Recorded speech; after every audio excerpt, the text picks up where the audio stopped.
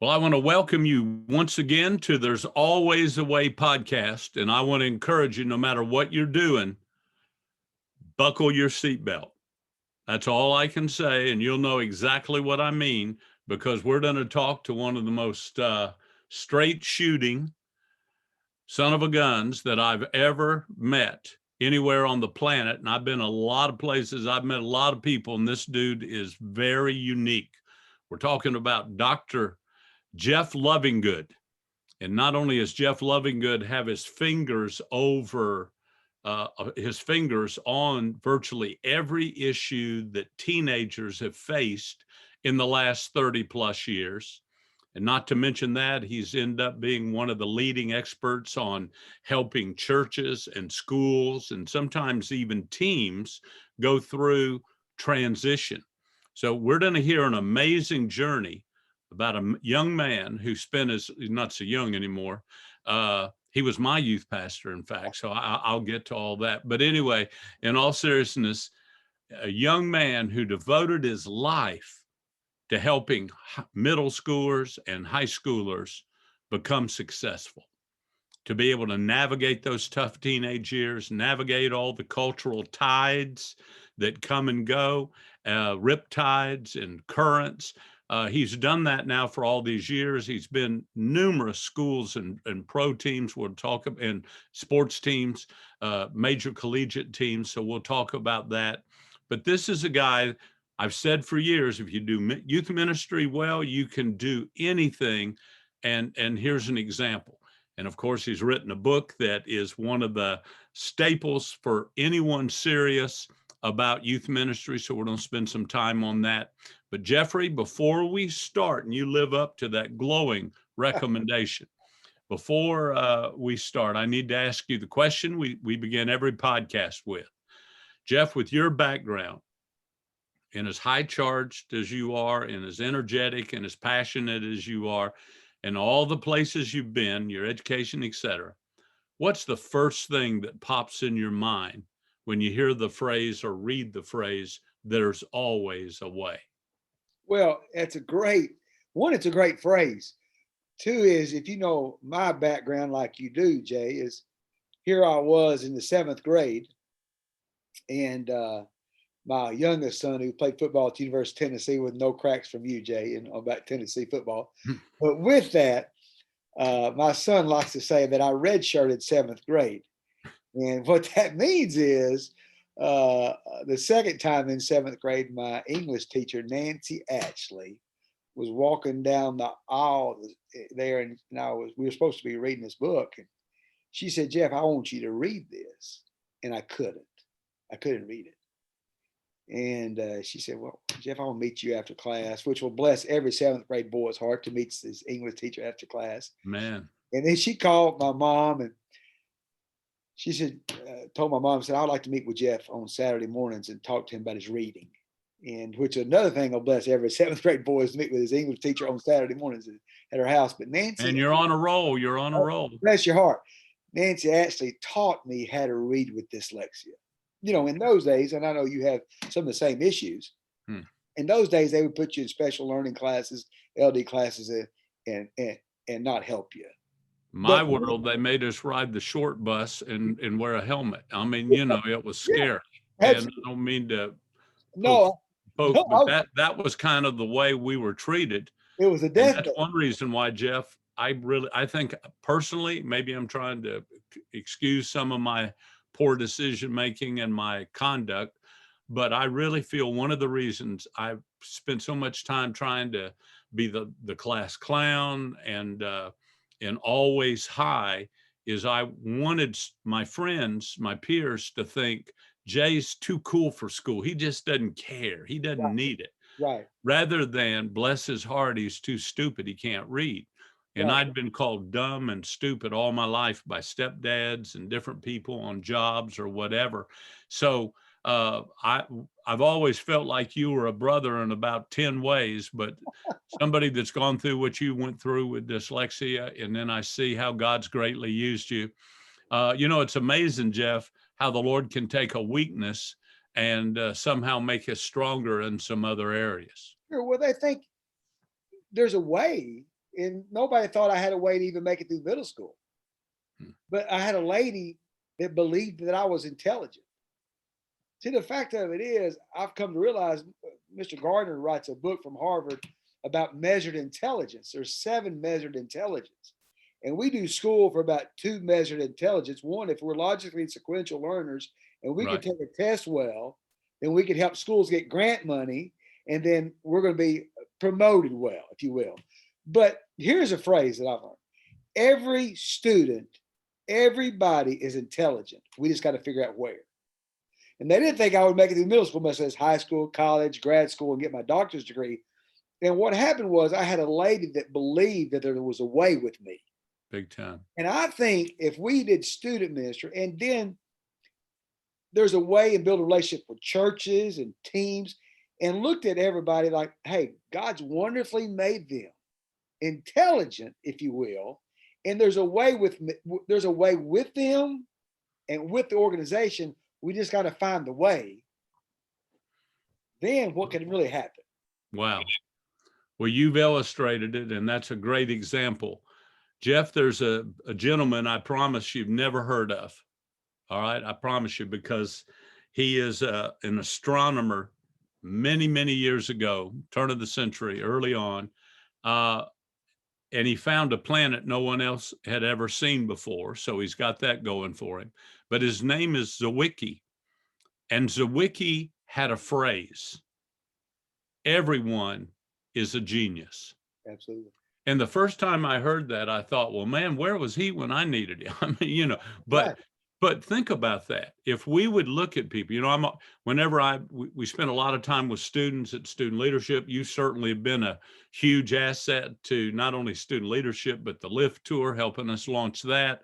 And of course, the Youth Pastor Summits, you've been a staple part of everything we've done with that. And you're such a guru and a voice for youth ministers, among others. But one of the things I really do believe is that if we, I teach how to get along well with others. I said, just treat everybody like a 10.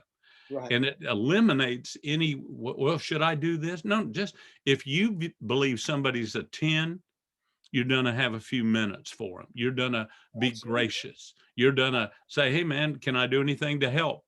You may find that they're offering to help you. But if we'll just see everybody as a 10, and so I've been teaching that and sharing that for years, primarily about relationships. But then when I read that Zwicky quote, that everyone is a genius, I thought, man, that one sentence could transform education.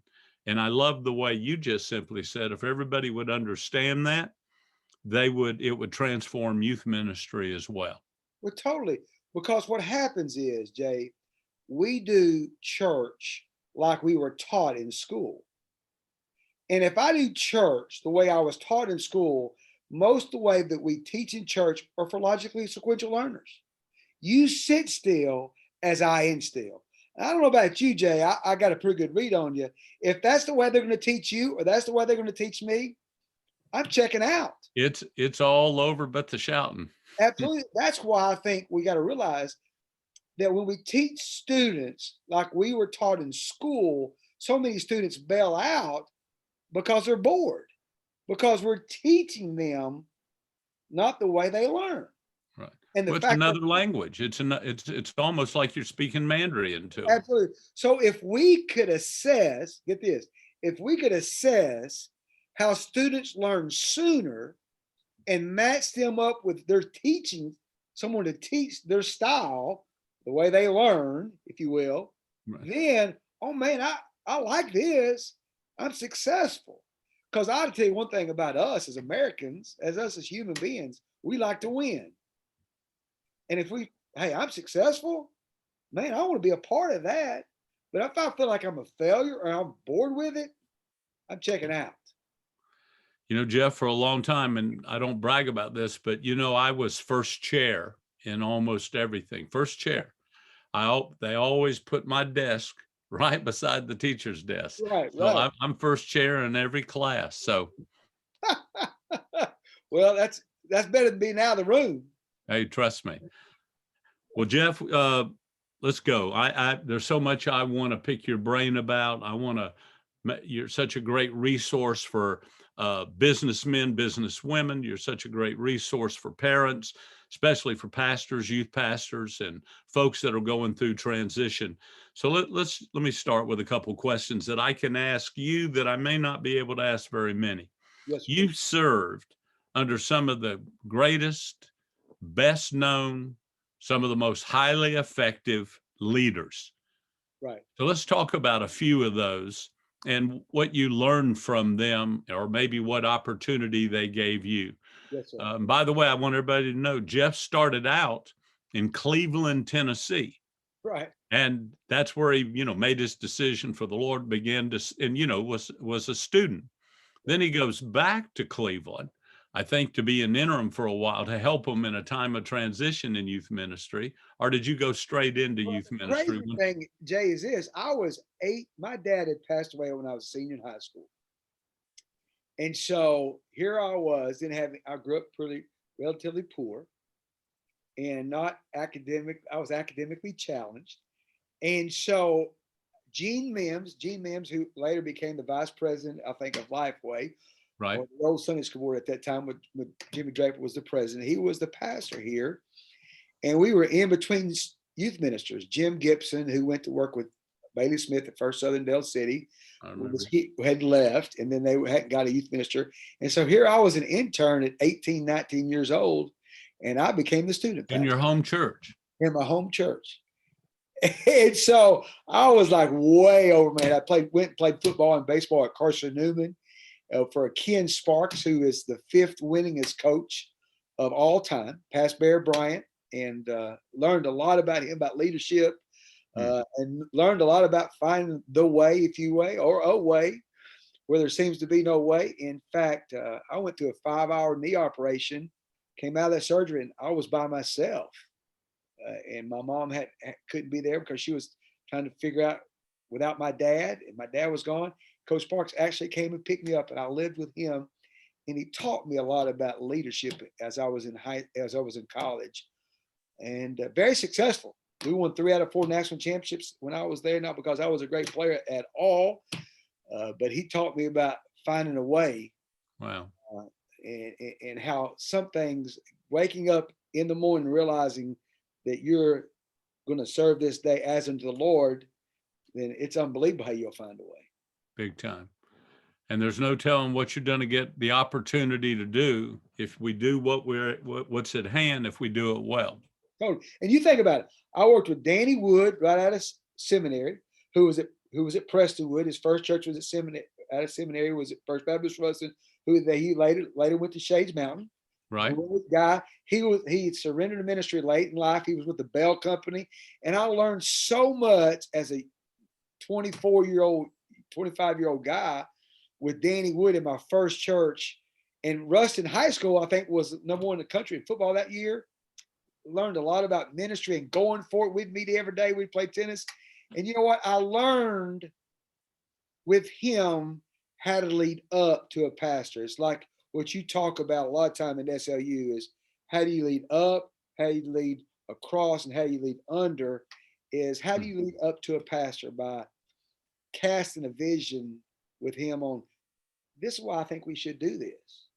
And if they buy into, your senior pastor buys into your why, then you got a partner in ministry instead of somebody saying, I wonder what that youth minister is doing. Yeah. Why is he doing that? Yeah. Danny taught me how to lead up and cast a vision. Why? Then I went to work with O.S. Hawkins at First Fort Lauderdale, which was, hello, that's your old buddy, which was unbelievable. And that day, First Fort Lauderdale was one of the churches in the country. No question about it. I believe they averaged about 900 baptisms a year. It was unreal. The craziest thing. We were on Worldwide Christmas pageant on NBC. Right. It was crazy. We'd feed 5,000-6,000 people downtown Fort Lauderdale with the Feast of Plenty on Thanksgiving. Jeff, I got to speak at that 3 or 4 times. OS, what I learned with Dr. Hawkins was how to dream a big dream. Wow. I mean, because I grew up in Cleveland, Tennessee, and, And here I am in country bumpkin going to Fort Lauderdale. And I remember that's the first time I'd met Billy Graham. And I had a chance to be Billy Graham's grandchildren's youth minister at Fort Lauderdale with the Davidians, G.G. Graham, Right. Sure. and Tullian and all those guys. And so with that, but Dr. Hawkins taught me how to dream a dream and go for it. I never forget him sitting me down in Fort Lauderdale and said, "That's your city. Let's go reach them for Christ." And he believed it. Let's go for it. And it's unlimited. And he didn't worry about what color they were or what country they were from. No.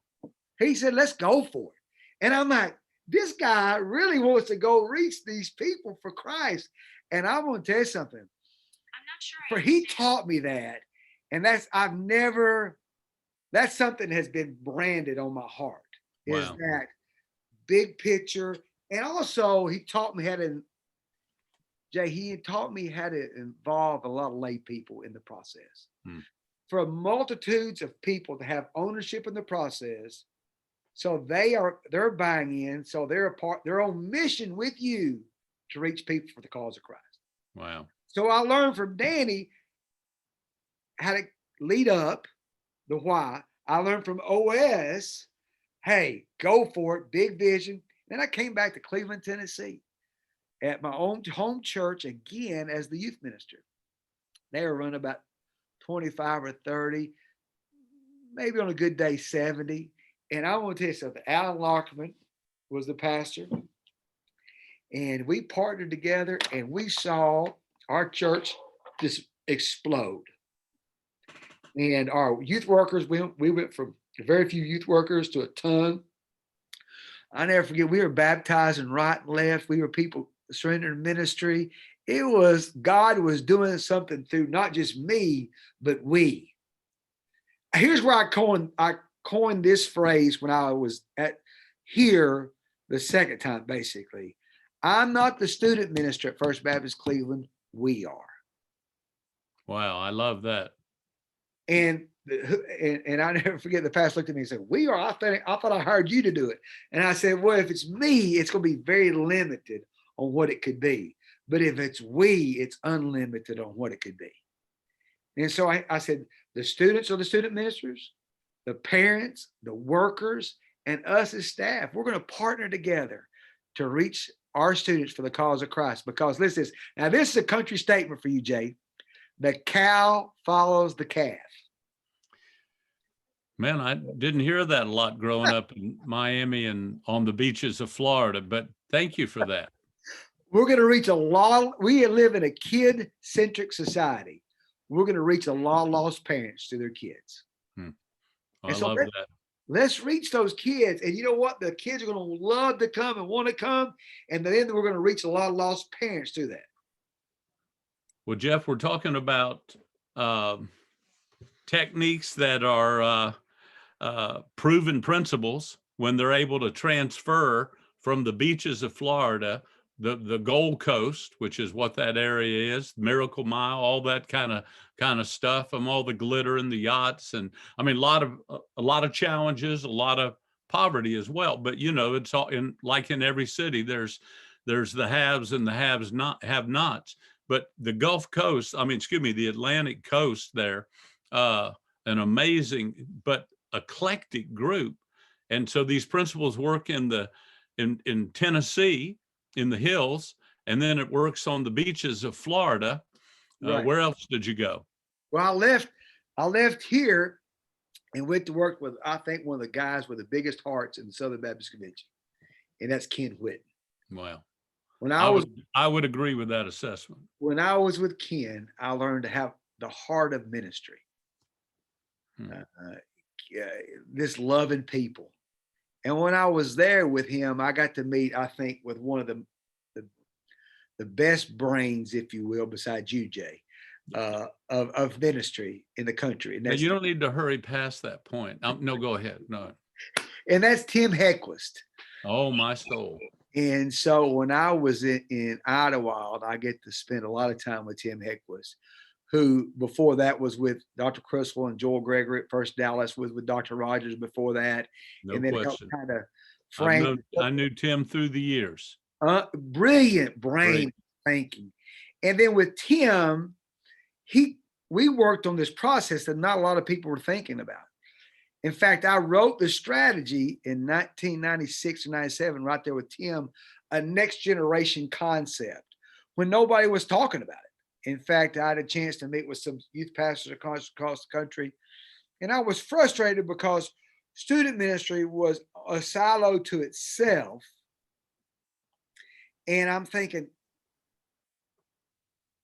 the areas of ministry, whether preschool, children, middle school, high school, college, adults, the areas of ministry that was successful would get the money or the staffing.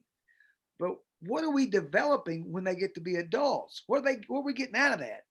And I said, the world's talking about collaboration and the church is still in silos. And Tim and I talked about this. I said, what if we build a development plan from birth all the way through high school or college?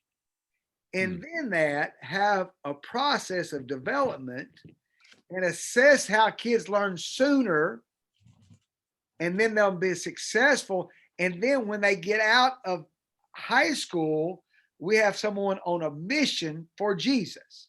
And so what we did, we built a next generation strategy right there with Tim Eckwas at Idlewild. And we did it with parents and workers and the students. And we built a really intentional development plan for parents, workers, and students, and with a next generation strategy when I was with Tim. And then he passed away. And then God brought me to Knoxville, Tennessee, where I worked at First Baptist Concord and helped me. I learned how to transition the church a little bit. Dr. Sager was there. He was getting sick. And then I was over preschool children, middle school, high school, college, and the school there. And so I started enlarging my scope of ministry. And that's when I was a chaplain at University of Tennessee for Coach Fulmer for 5 years. I got a chance to develop the chaplain program at Tennessee and had meet some great guys. Y'all, and then you got like electric lights and all kinds of stuff. I mean, I learned so much with Jason Witten and a lot of great players, a lot of great men. And speaking of Jason, I see you, Cowboys. I see you, Cowboys. They still can't play defense. I know. Well, we got to get Witten back, but that'll help us at least on third down. He'll be coach one day, I believe. I think he was the coach. But so I got a chance to learn a lot of things that I think God kind of at Concord in Knoxville took me to the college and the professional athletic world, which helped me learn the principles that I was doing in church. It didn't just resonate there. Those same principles resonated in that world also. And they're transferable. Absolutely. If we could learn that when they're in their first semester of college, if they could catch that, learn that what I'm doing, it may seem tedious. I got to read these books. I got to take this test. I got to pay a price. Right. But you're digging a well that'll provide water for you. And, that's one of the leading definitions, I believe, best descriptions of what about being prepared really means is that you dig a well before you're thirsty. Absolutely. And now, you also not only had Ken Witten, forgive me I don't want to jump the shark here, but I mean, there were a few other kind of, fairly good players that you ran across in your years with Tennessee. Oh, yes. Well, I mean, Peyton. Peyton Manning. He's not a bad athlete.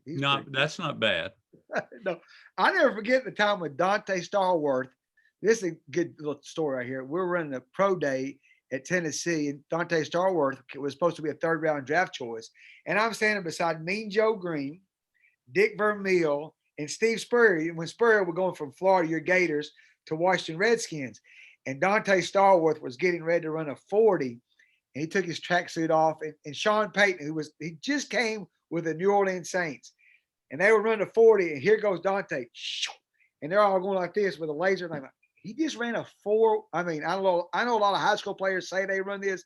He legitimately ran a 4.19 or a 4.2, and he went from the third-round draft choice. I never forget. Steve Spurrier was walking off after that happened, and Dick Vermeil looked at him. He said, and Mean Joe Green said, where you going, Steve? He said, that's all I need to see.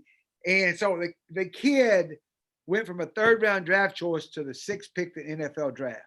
So pretty, I got a chance to be around some good guys who I still have a lot of great relationships with still. No, I know you do, buddy. That's Jeff, that's one of your greatest strengths, is that not only you've been a lot of places, you've rubbed shoulders with a lot of people, but whenever your name comes up, there's always 4 or 5 stories and always a smile and always, man, boy, back in the day, we were cooking. I mean, so that's one of your great gifts, is that relationships matter to you. Totally. You add value. I mean, I think of Coach Foreman, and of course, he was athletic director, many other things there at Tennessee. But what a classy guy he was. Right. What do you learn from a legendary coach? Well, that is a great statement. I'll never forget this. And for a Gator to say that about Foreman. By the way, I have his helmet. I have a Tennessee. Can you imagine, in my game room? Right. I have a Tennessee helmet. Right. That coach signed to me. So Philip is literally one of the nicest guys, very brilliant guy. And there's a couple of stories. I can tell you a story, but I can tell you some plans. Coach Foreman gave me a strategy that I use, and I wrote it in the book. Is kind of a process, a flow, a formula, if you will, to process things. One is, it's kind of 5 P's. Is one, you have to have a purpose.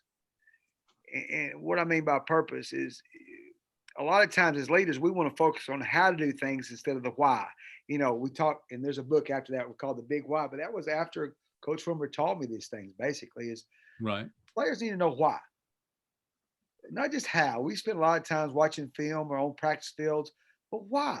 Because that's the engine that drives the other stuff. And then he would say, give me a plan. You have a purpose and have a plan. I have a plan that's easy to understand. That it doesn't matter if you're a recruit from New Orleans, Louisiana, or Athens, Tennessee, which are drastically different cultures, but it's a plan both of those guys can understand. So I have a purpose, a plan, and then I got to paint a picture for the guys of what it looks like. Coach Foreman had, outside the dressing room at University of Tennessee, he used to have a step ladder. And on every rung of the ladder was the next game. And wow, I like that. At the top of the ladder was the SEC championship game.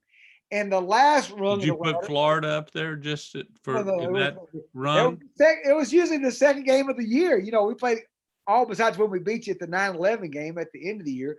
But it usually was the second game of the year. But the top of the rung. You talk about sleight of hands, the way you just kind of slid that in out of nowhere. Yeah. I mean, I just want you to know that Las Vegas has banned you because of those kind of sleights of hands. But anyway, go ahead. But so you have a purpose, a plan, paint a picture of what it looks like. And then this picture at the top of the rung of the ladder was the national championship game. So every day when they came to that locker room, they had a picture of what, the why, the how, the picture. And then the fourth thing was the part that everybody played. He would say this: who's the most important who's the most important person on the football team? Most people say, well, it's the quarterback. Okay, if it's the quarterback, who gets the ball? The quarterback. Well, the center does. So the center is the most important player on the football team. He calls the set for the offensive line. The quarterback calls the defense. He finds the mock linebacker. Well, let me ask you a question. How did that center get his helmet? Is he going to play without a helmet? Well, the manager gives him a helmet. So is the manager the most important person? No, what he would say is everybody's got a part to play. And everybody has to see themselves as valuable. It doesn't matter the role. Hey, listen, the manager and the towel boy and the assistant trainer to the assistant trainer, all of them, man, we beat this team. It's a we, Absolutely. It's not self-focused. It's we focus. It's the same thing as I said, who's the student minister here? We are. So I have a purpose, I have a plan, I have a picture I'm painting, I have a part that everybody plays. And last but not least is Coach Fulmer would say, we got to party all the time. We got to celebrate. Let's party. Early and often. Little Celebrate victories. Celebrate. all the time. And I tell you what, when he taught me those, and I knew a lot of that stuff, but it was easy to, purpose, plan, picture, party with that. And I add in the world, I said, in the world, I would think is I would add prayer, or I put a circle around all that. I put prayer. The power of God working through all those things. Oh man, look what happens. If we'll do everything we're supposed to do and we can do, and it's done in such a way that the Lord can breathe upon it, there's no telling what we can accomplish. Absolutely. I was a guy that I've been sharing Christ with, and I try to ride a bike at the YMCA for several miles every day. He's come to know the Lord. He owns a real estate agency here in town. I was talking to him about grace yesterday, and he was texting me this morning. He said, Jeff, it doesn't seem like you get bothered by the little things. I said, well, Max, here's what I'm learning is this. I'm gonna do all I can, and let's leave the results up to the Lord. He got it. He's got this thing. At some point in time, sure, do I need to go to work every day as unto the Lord? Absolutely. But he's in the results business. The fact of it is, but I'm gonna do all I can, but I know he's gonna work through me, if you will. So Jay, I took those principles I learned at Tennessee to Long Hollow. Now, when I got to Long Hollow, David Landreth was the pastor. He and I grew up together in Cleveland, Tennessee. Probably one of the most unique men that I've ever met. No I question. mean, totally. He went to that church. The church was running a couple hundred, 200, 250 people. They couldn't pay for their Sunday school literature. They didn't have any money. It was struggling. I was at Concord in Knoxville. He called me. He said, Jeff, I want you to help me find a student pastor. And then I said, David, why would you ever talk to me about that? And so we were best friends since the 7th, 8th grade. He said, Jeff, you'd never come here. I said, we ever prayed about it? And I ended up going there. And he allowed me to go for it in ministry. It was kind of a partnership. He was in the preaching world. He was relational, preaching, very transparent. Authentic, very authentic. Oh my, if you walked in here and heard him preach, you're like, I know this guy and he knows me, and y'all might not even met. I mean, unbelievable. And so we had a partnership. He did inside sales, if you will, and I did outside.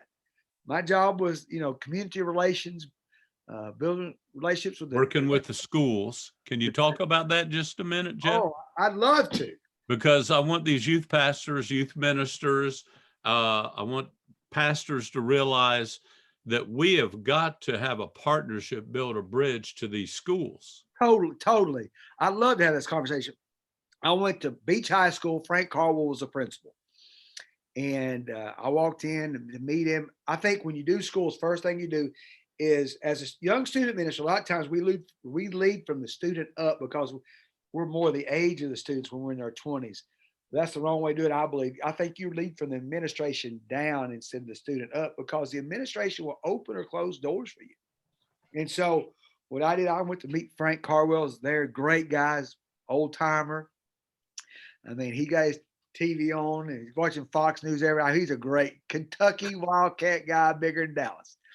And I went to Mr. Carwell. My name is Jeff Lovingood. Hey, I would like to. I'm the new student pastor at Long Hollow. He said, we don't do that around here. You do your. I said, Mr. Carwell, I don't want to come in and tell you what to do as a principal. I want to help you accomplish your goals and dreams for your school? What can I do to help you, to minister to your schools, to your teachers, whatever? And typical, what you want to do is try to build a bridge. There's a way. And the fact of it is, when you go into whether a boardroom, a church, or school, whatever, got to find common ground. If there's going to be a way, I got to find common ground. Instead of going to school and say that you're not doing this right, this right, this right, you need to be teaching this, this, this. You go into a church saying you got to do this, this, this, this. You're going to have an us and them, and you don't want an us and them. You want a partner, and partner in ministry, if you will. And it was about August, and Mr. Carl, I knew they were getting ready to have a teacher in service training coming up. And I said, "Hey, Mr. Carl, do you have in service training coming up at your school?" He said, "Yes, sir, next week." I said, "Do you care if we serve y'all a steak and chicken dinner to your teachers for free?" He just looked at me. He goes, "No, I don't care." And I said, and so I got all our youth workers. I said, "Here we're going to do. We're going to have a grill night, and they're going to have teacher training in the cafeteria." They lined them all. We had all these grills, had all our youth workers. They're fixing it. How are we going to pay for it? I don't know how we're going to pay for it, but we're going to pay for it. And you know what? The youth workers brought all the food. We're grilling stuff. We're serving the teachers. It was unbelievable. Mr. Caldwell, he's blown away. He's like, "What in the world?" He said, "Jeff, you want to say something?" I said, No. I'm not. That's your team. I'm here to serve your team. We're doing this together so you can accomplish what you want to accomplish." And from that point in time, Mr. Carl and I have one of the best relationships. No doubt. Unbelievable man. I'm telling you what happened, Jay. From that point in time, we started feeding ball teams. He opened doors to speaking to teams. We went from that school, and pretty much all of Sumner County, we were feeding all the teams. We were speaking to all the teams. Our youth ministry went from about 45 or so folks to, at our heyday, I think Brian Mills took about 1,600 to 2,000 students to camp. Unbelievable. We had 144 students surrender to ministry one year. And so it just exploded. And so, crazy enough, the ACLU got all furious about it. There was a lawsuit. What? Imagine that. There was a lawsuit between, and Long Hollow, and I was a part of that. There's 13 states in the United States at that point in time that have religious rights for teachers. And from that lawsuit, we had 2 ACLU attorneys, 2 ACLJ attorneys, and our 2 attorneys at Long Hollow, and me. I was deposed for 5.5 hours. And the fact of it is, out of that lawsuit, we won the suit, and now Tennessee's one of the states that has religious laws for teachers.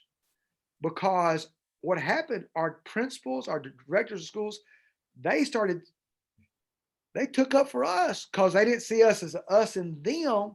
We were a partner in ministry and helping accomplish what these principals and teachers wanted to accomplish. Jeff, if you'd have gone in there all about scalps, all about baptisms, all about, man, we got to get this, get that, that would have lasted about 3 days. Right. But because you went in earning the right to lead by serving and demonstrating that you're here to help them, block and tackle for them, what a great model. What a great model. And you spread to how many campuses? Oh, my stars. We had 6 campuses, and we had 2 orphanages in Uganda, and we had an orphanage in a university in Haiti. Our church I think we were running in the day 7,500, 8,000 average attendance from a couple hundred or so. It was just unbelievable. Out in the middle of nowhere. I mean, you had to go towards the city to go hunting in the day, but then now the city's grown that way. Robbie Galty's doing a great job there now. But here's what happens, Jay. As a society, we silo society like we siloed those our church's age groups. But you know what? If we learn to do life together, we live in the neighborhoods, we go to the schools, we go to work, We go to church and we sell all that. But you know what we got to do? We got to learn to do life together. As we do life together, we invest in each other's lives. And you know what? We get to share Christ with that, through that. It's a do life together model. Wow. Well, Jeff, it takes a team to launch a dream. You got there. You know, so we need to do some more discussions down the road about how to build an effective team, Right. even in that local church, no matter the size, how to build an effective team for the men and women that have a real estate company or, you know, restaurant chain, and we have people in every possible position listening, but Right. it all rises and falls on your team. And it might be 3 of you, or it might be 50 of you, or 100 of you, or even more. Absolutely. You know, when I came to, after I left Long Hollow, David unfortunately passed away. Yes. And God brought me back to my home church, 160-plus-year-old church, to transition a church where Alan Lockerman was here. And he had asked me to come to transition this church. And he had Parkinson's, and he was not doing well. And then how do you transition a 163-year-old church? Not just music transition, you know, Oh, a lot yeah. of people that we would transition. I'm talking about total uh, age of the church, you know, getting younger, getting more diversity in gender, if you will, and what does it look like color wise? And the past 5 or 6 years, it's been an unbelievable transition of a 163-year-old church. Jordan Easley's here now as a pastor. He's doing a great job, but Sure. it took an Alan Lockman to have the humility to say, I need this. And I'm gonna support this guy. But it took a humility of a younger pastor saying, hey, I'm not gonna come in, I'm gonna stand on the shoulders of the pastor who's been here before, because look what God did through him.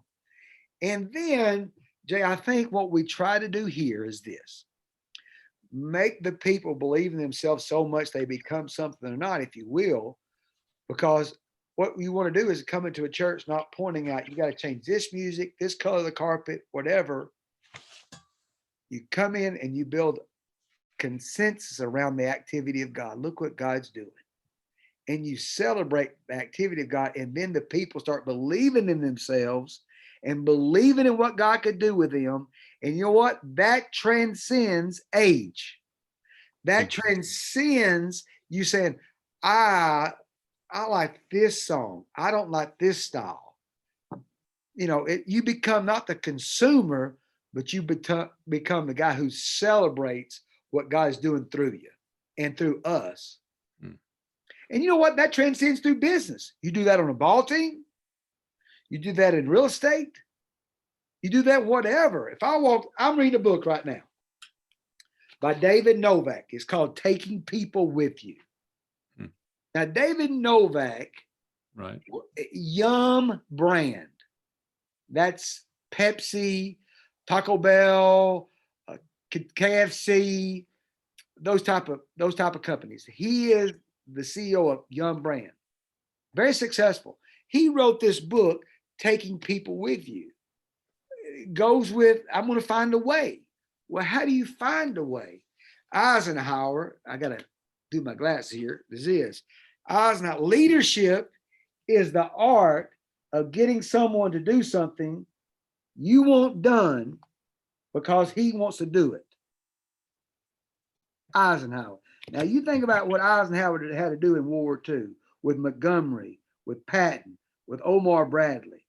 He had to get the art of getting someone to do something you want done because he wants to do it. The fact of it is, as leader, it doesn't matter if you're real estate, if you're athletic director, I got to get something done. Now I can make them do it, or I can get them, hey, I need you to be a partner with me to get it done. Well, Jeff, what role here you are, you've been wildly successful. You've been on the phone all day with athletic directors at some of the who's who of collegiate sports, Right. wrestling with some social issues and some policy changes going on. you're able to speak with authority on that, but you're trusted. You know, that's the thing. I love that you can go back again. If every one of us would, while we're serving as a youth pastor or associate pastor or whatever, minister, mute, whatever, can you go back? You know, Well, that's a great question. here's the And crazy then thing. I've been back to my home church now. This is the third time. I understand, man. It's like you're like a bad. They're going. What do we have to do to move this guy on? You know. I think I could call, and I do call Dr. Hawkins. I think he and I have a great respect Oh, for I each know other. you do. Yeah. Ken Whitten is one of my dearest friends of all time, and Coach Fulmer and I talk regularly. And so I think as a leader, I think Nancy actually, as a seventh grade English teacher, taught me a lot. Hmm. Here she was, she didn't have to care about me. She could have marked me down as another student. But you know what? She cared about me. Hmm. And you know what? Everybody has value. And so much, and this is a spiritual time, is this Jesus thought we had pretty strong value. Big time. And so the fact of it is, if in essence, it's not about title, like we talk about SLU. If I have to have leadership because of title, that doesn't make me a great leader. But I have influence because I care about people. Hmm. Because people do matter. No, well said, Jeff.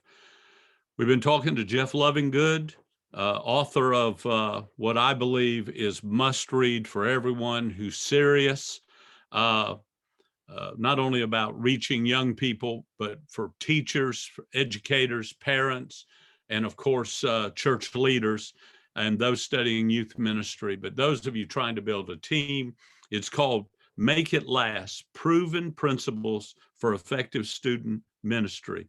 Jeff, you've led well from the second chair. You've had a lot of opportunities to go somewhere and be the man, to have the title, be what, you know, be the number one guy. But I can't imagine anybody accomplishing what all you've accomplished by just going and demanding to be the guy. You've been able to do all those things, building a team underneath you, but by leading from the second chair or third chair, Right. whatever, you didn't worry about what the chair was. Mm-hmm. And before you know it, you have a chair at every table in the community, and a welcome chair at the church, a welcome chair in these schools. So it's amazing what authenticity and consistency can produce. Make it last. I love what you've done. You've been a great friend to student leadership. You've been a great friend to our youth pastor summits. You received the Lifetime Achievement Award from student leadership at the youth pastor summits, and that was a no-brainer. That was a unanimous choice. So, Jeff, we thank the Lord for you. Appreciate you and what you do. Hey, Jay, it is a great relationship we have. I love you and Diane, great family. And Rachel and I thank the Lord of both of you. You know, you could add up my ACT score up 3 times and I come up with my wife's score. She's brilliant. Sure.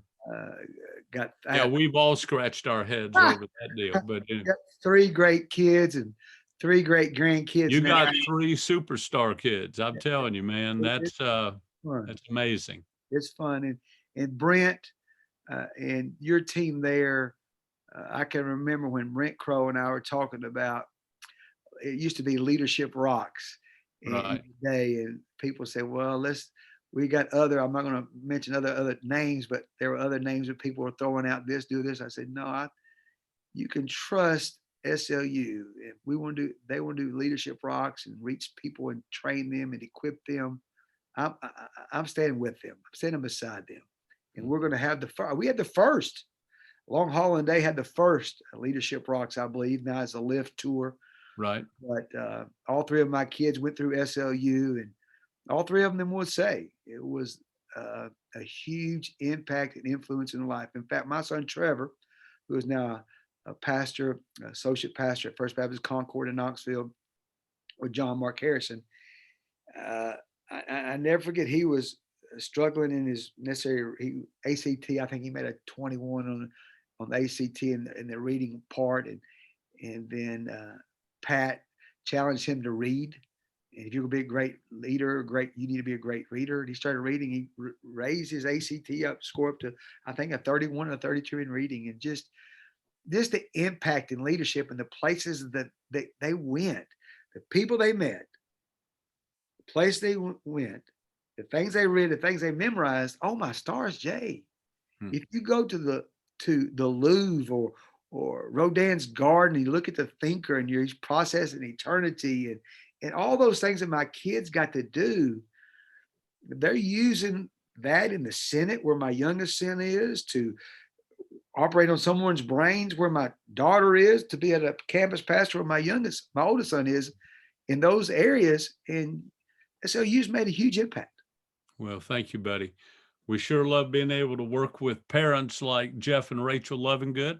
And we also sure enjoy partnering with you and with men and women that are committed like you are to reaching this generation. Thank you. Jeff Lovingood, hey, buddy, thanks for your time. We'll talk again soon. Have a great day. Appreciate you. And by the way, I didn't have any Gator memorabilia or anything. You know what? I'm a humble servant leader. Hey, it'll all be okay. Hey, well, it was awfully good the last 2 years. But anyway, that's beside the point. We're praying for y'all to have a good 5-5 season next year. Bless your heart. See you, buddy. Bye-bye. See you, man.